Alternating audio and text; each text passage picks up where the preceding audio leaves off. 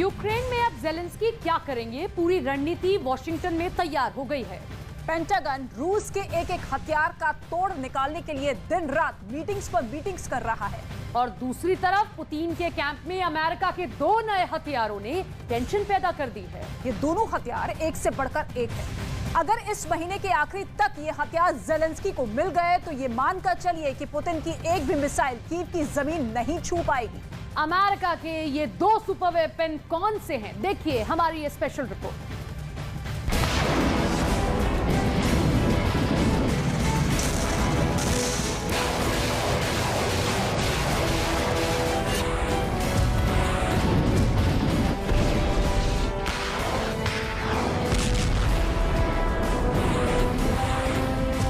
Zelensky की नजरें इस वक्त यूक्रेन के एक बेहद खास इलाके पर हैं।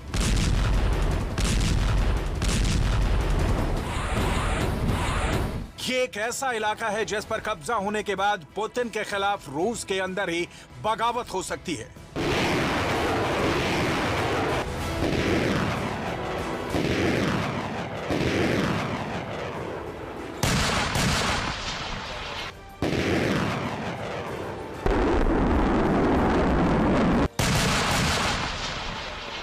ये रूस के कब्जे में मौजूद यूक्रेन का एक ऐसा प्रांत है जो अगर ज़ेलेंस्की के हाथ लग गया तो क्राइमिया भी पुतिन के हाथ से निकल जाएगा और काला सागर में भी रूस की ताकत को धक्का लगेगा।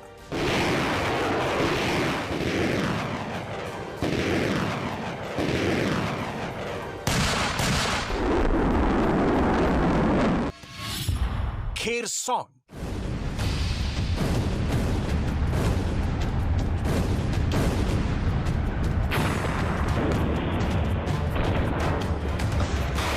जीत की जो स्क्रिप्ट खार्किव में ज़ेलेंस्की ने लिखी है, अब ठीक वैसी स्क्रिप्ट ज़ेलेंस्की खेरसॉन में भी लिखने जा रहे हैं।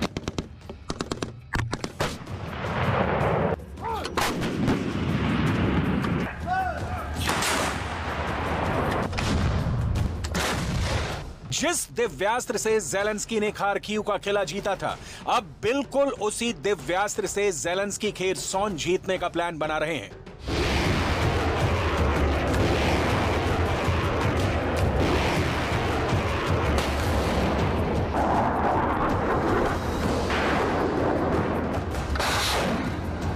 पुतिन के कैंप में बहुत टेंशन है, मीटिंग्स पर मीटिंग्स हो रही हैं, लेकिन अमेरिका का बनाया हुआ एक ऐसा दिव्यास्त्र ज़ेलेंस्की को एक बार फिर मिल रहा है जिसका कोई तोड़ अब तक पुतिन के पास नहीं है।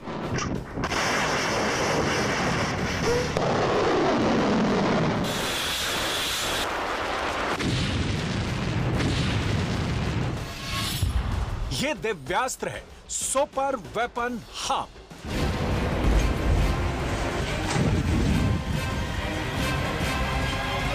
आखिर क्यों ये हार्म मिसाइल रूस का काल बन गई है, इसकी पूरी तहकीकात करेंगे, लेकिन पहले देखिए ये वीडियो जो रिलीज किया है यूक्रेन के रक्षा मंत्रालय ने।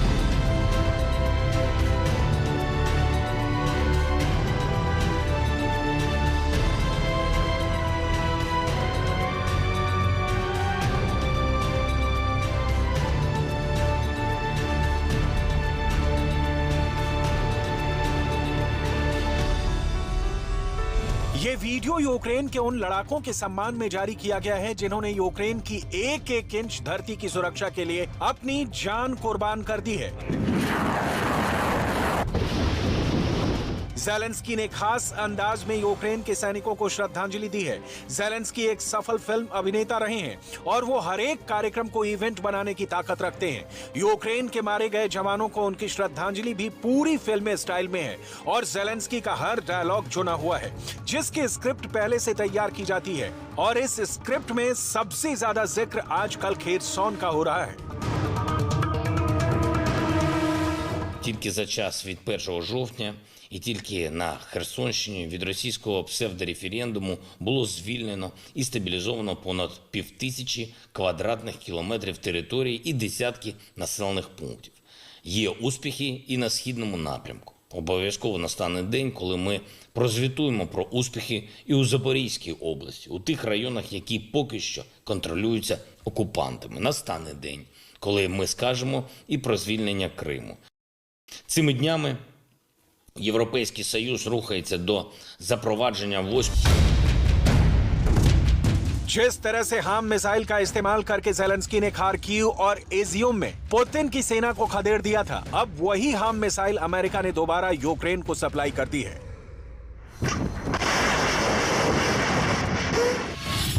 अमेरिका ने अपनी इस हार्म मिसाइल की सफलता को देखते हुए इसे गुआम द्वीप पर भी परीक्षण किया है, ताकि चीन को चेतावनी दी जा सके।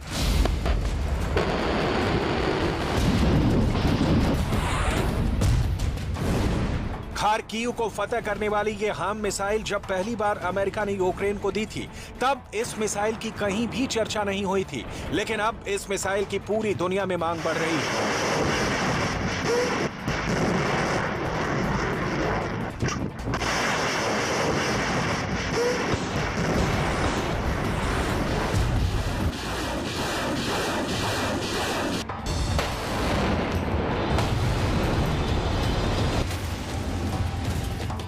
इस बार अमेरिका ने खुलकर हार्म मिसाइल का नाम लिया है, लेकिन एक महीने पहले अमेरिका ने सिर्फ यही कहा था कि वो यूक्रेन को काउंटर रडार कैपेबिलिटी दे रहा है।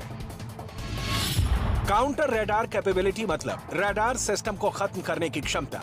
तब अमेरिका ने यूक्रेन को यह मिसाइल गुप्त रूप से दी थी। रूस को इस बारे में कोई पुख्ता खबर भी नहीं लगी और यहीं पर बड़ी चूक हो गई।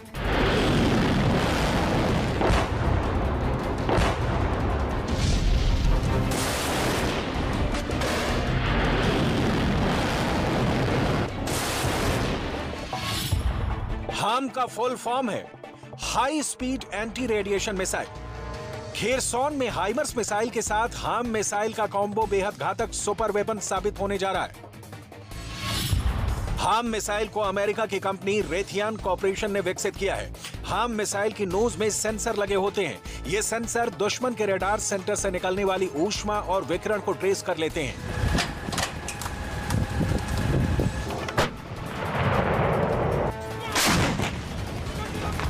दरअसल खेरसॉन के अंदर करीब 7 महीनों से रूस का कब्जा है और रूस ने अपने कई एयर डिफेंस और राडार सेंटर यहां पर स्थापित कर लिए हैं। यही वजह है कि जब भी रूस के अड्डों पर यूक्रेन की आर्मी हमला करती है, तब रूस पहले ही अपने एयर डिफेंस सिस्टम से यूक्रेन के ठिकानों का पता लगाकर उन पर ताबड़तोड़ हमला कर देता है और इसी वजह से यूक्रेन को खेरसॉन में भीषण नुकसान हो रहा है।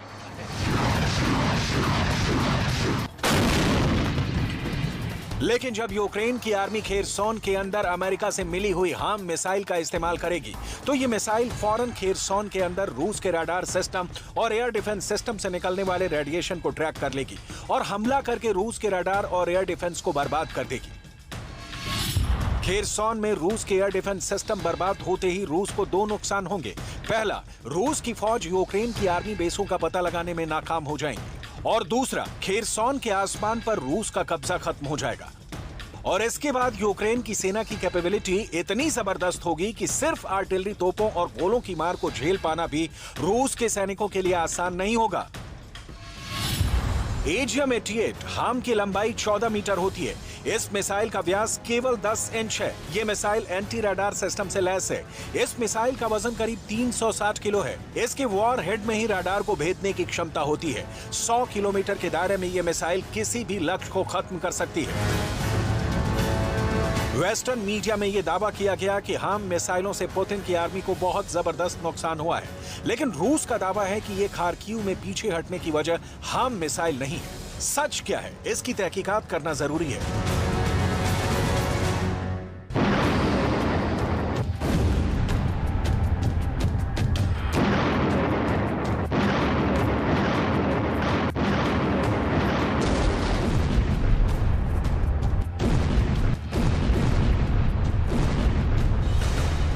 सवाल ये है कि आखिर खेरसॉन की स्थिति क्या है और खेरसॉन के लोग क्या कह रहे हैं। देखिए, ये खेरसॉन का ही एक गांव है जिसका नाम है वेलिका। इस गांव को अब यूक्रेन की सेना ने रूस के कब्जे से निकाल लिया है।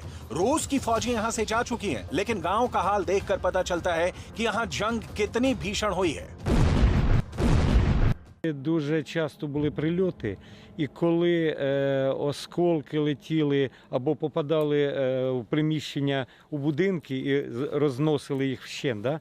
А інше, коли від них потім йшли осколки, летіли, і ти прагнув заховатися. Тому, а потім, коли ти аналізуєш і думаєш, що ну не то, що краще, а що для тебе якось більш таке, що ти можеш вижити. Чи те, що прильоти ці є, чи в будь-який момент могли б вдарити прикладами по воротах. 7 महीनों तक यहाँ पर यूक्रेन के लोगों ने रूस का कब्जा देखा है। आखिर ये लोग युद्ध के बारे में क्या बता रहे हैं, जानना बेहद जरूरी है। Ну, якось чувствував себе несвободно. Ходиш і я ж кажу, що і оглядуюся, та ще зріння вже по старості, вже таке, не очень-то отличне. Ну, дивишся, вони тут крутяться і стараюся на їх не дивитися, бо що його в голові, непонятно. Сходить з автомату. अब ये खेरसौन की एक और ग्राउंड रिपोर्ट देखिए। ये खेरसौन का वो इलाका है जिसे आजाद करा लिया गया है और ये रूस के सैनिकों का साजो सामान है जो रूस के सैनिक छोड़कर भाग चुके हैं। ये कप और दस्ताने भी रूस के हैं। ये सामान रूस के सैनिक यूज करते थे। ये माचिस भी रूसी है।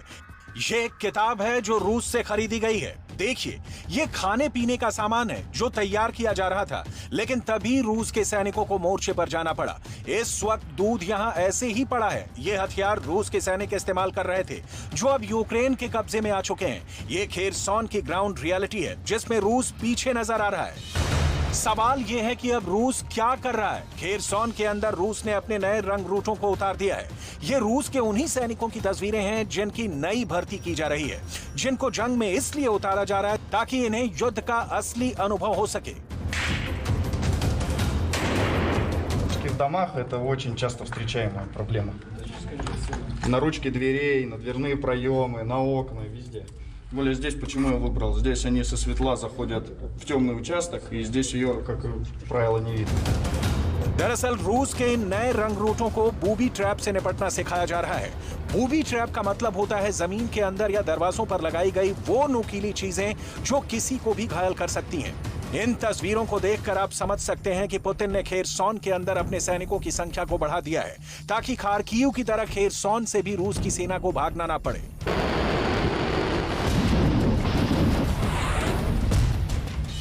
फिलहाल हालात ये हैं कि ज़ेलेंस्की की फौज खेरसौन के अंदर लगातार आगे बढ़ रही है। खेरसौन का नोवोवोस्क्रेसेंस्के गांव यूक्रेन की फौज ने जीत लिया है। खेरसौन का नोग्रेगोरिवका गांव पर ज़ेलेंस्की की फौज ने यूक्रेन का झंडा लहरा दिया है। खेरसौन के पेट्रोपेवलिवका गांव से रूस की सेना भाग चुकी है। यूक्रेन के लोगों ने ये वीडियो बनाकर दावा किया है कि रूस के फौजी अपनी बख्तरबंद गाड़ियों और टैंक छोड़कर गांव से भाग चुके हैं। खेरसौन के ट्राइफोनविका गांव में भी यूक्रेन के फौजियों ने बहुत शान से यूक्रेन का राष्ट्रीय ध्वज लहरा दिया है। खेरसौन के डेविडीव इलाके पर भी यूक्रेन की फौज आगे बढ़ रही है। यहाँ भी यूक्रेन का झंडा लहरा रहा है। यही हाल खेरसौन के जोल्टा बाल्टा गांव का है। खेरसौन के गांव माइरोलू बीविका से भी रूस के सैनिक भाग चुके हैं। लेकिन पुतिन के लिए बुरी खबरों का दौर अभी खत्म नहीं हुआ है। इस वक्त एक और सुपर वेपन ने पुतिन की टेंशन बढ़ा दी है जो इसी महीने यूक्रेन पहुंचने वाला है, जिसका नाम है NASAMS। यूक्रेन के समर्थक कई ट्विटर हैंडल से यह दावा किया गया है कि अमेरिका का जबरदस्त एयर डिफेंस NASAMS इसी महीने के आखिर तक यूक्रेन पहुंच जाएगा और फिर इसके बाद कीव के अंदर रूस के लिए हमला करना बेहद कठिन हो जाएगा। पहले यह दावा किया जा रहा था कि NASAMS को यूक्रेन के अंदर डिप्लॉय करने में कम से कम 2 से 3 महीने का वक्त लगेगा। लेकिन पिछले हफ्ते ज़ेलेंस्की और जो बाइडेन के बीच जो बातचीत हुई थी उसमें ज़ेलेंस्की ने जल्द से जल्द NASAMS एयर डिफेंस सप्लाई करने की मांग की थी। NASAMS अमेरिका का सबसे भरोसेमंद एयर डिफेंस सिस्टम है। आपको जानकर हैरानी होगी कि अमेरिका के पास थॉर्ड और पैट्रियट जैसे जबरदस्त एयर डिफेंस सिस्टम है।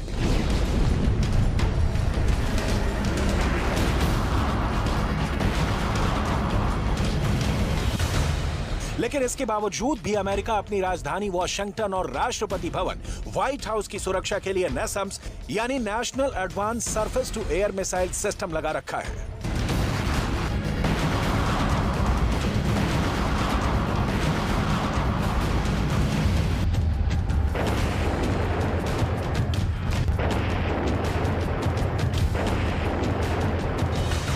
कस्टम्स के यूक्रेन पहुंचने के बाद ज़ेलेंस्की को सबसे बड़ा फायदा ये होगा कि यूक्रेन के बचे हुए शहरों को बचाने में ज़ेलेंस्की कामयाब हो जाएंगे और वो अपनी पूरी ताकत उन इलाकों पर लगा सकेंगे जो इस वक्त पुतिन के कब्जे में है।